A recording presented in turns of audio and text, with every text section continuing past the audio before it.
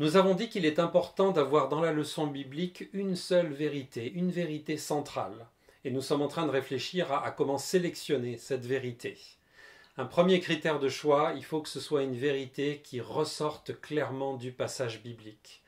On veut vraiment que notre enseignement soit revêtu de l'autorité de l'Écriture.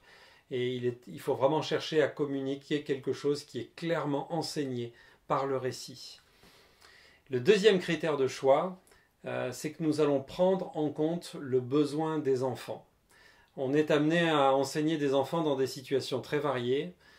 Peut-être vous les enseignez à l'école du dimanche et vous avez certains enfants qui ont déjà eu tout un cheminement avec le Seigneur et qui doivent découvrir différentes facettes de la vie chrétienne. Ou alors vous enseignez peut-être chez vous un club d'évangélisation avec des enfants du quartier, et la situation est bien différente, ils ont besoin d'entendre le message du salut pour pouvoir placer leur confiance en Christ. Donc il faut prendre en compte la diversité des besoins et faire un choix qui va répondre au mieux aux besoins du groupe. Pour illustrer cela, j'aimerais prendre un exemple de leçon biblique. Imaginez une leçon basée sur Actes au chapitre 16. L'apôtre Paul s'est rendu dans la ville de Philippe et il s'est passé beaucoup de choses. Le chapitre est assez long. Tout d'abord, il est allé au bord d'une rivière pour enseigner un groupe de femmes. Il leur a prêché l'évangile et le Saint-Esprit a ouvert le cœur de Lydie, qui a placé son confiance en Jésus et qui a été baptisée. Donc là, déjà, il y a plusieurs vérités qui pourraient être relevées. Le croyant doit proclamer la bonne nouvelle.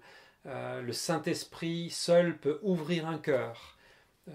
Un nouveau croyant doit être baptisé. Et puis le récit continue avec une servante habitée d'un mauvais esprit qui suit Paul et Silas et qui leur crie après. Et Paul, excédé, finalement se retourne et demande au Seigneur Jésus d'intervenir dans la vie de cette servante. Et à ce moment-là, elle est délivrée. Donc là, on pourrait parler du fait que le Seigneur Jésus est plus puissant que les mauvais esprits, plus puissant que l'adversaire, qu'il peut délivrer, que Jésus répond aussi aux prières de ses serviteurs. Et lorsqu'on avance, Paul et Silas sont ensuite arrêtés par les autorités, ils sont jetés en prison, donc on voit là les épreuves dans la vie chrétienne, dans la vie du serviteur, alors qu'ils cherchent à partager l'évangile. Et dans la prison, ils vont louer le Seigneur, prier, au lieu de se lamenter. Donc il y aurait toute une thématique là à nouveau, on pourrait parler de la joie, nous pouvons nous réjouir toujours dans le Seigneur, nous devons continuer à lui faire confiance dans les difficultés. Et puis finalement on assiste à la conversion du geôlier, Paul lui dit crois au Seigneur Jésus et tu seras sauvé. Et c'est ce que ce geôlier va faire ainsi que sa famille et ils vont être baptisés. Donc vraiment c'est impressionnant de voir la richesse de ce texte et je pense qu'il est possible de développer une leçon biblique autour il y a plusieurs vérités centrales qui pourraient être choisies. Et là, on va prendre en compte le besoin des enfants. Si je suis dans un club d'évangélisation, peut-être que ma vérité centrale sera « Crois au Seigneur Jésus et tu seras sauvé ». Et je parlerai de ce que le Seigneur Jésus a fait dans la vie de plusieurs personnes dans ce récit. Alors que si j'enseigne des enfants qui marchent déjà avec le Seigneur.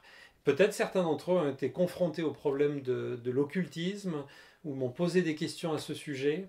Alors je vais exploiter ce qui se passe avec cette servante habitée d'un mauvais esprit et je vais montrer aux enfants que le Seigneur Jésus est plus fort, plus puissant que l'adversaire. Il va délivrer cette femme. Il y a d'autres adversaires qui apparaissent dans le récit, ce sont les autorités locales. Et là, à nouveau, on voit la puissance du Seigneur Jésus qui utilise un tremblement de terre pour délivrer Paul et Silas et permettre la conversion du geôlier. Vous voyez, je dirais qu'il y a même d'autres possibilités avec ce récit. On peut faire une leçon biblique sur le thème de la joie ou peut-être même sur le thème de la prière. Parfois, il y a cette possibilité de choix et vous devez vous poser la question, qu'est-ce qui répondra le mieux aux besoins des enfants que le Seigneur m'a confiés ?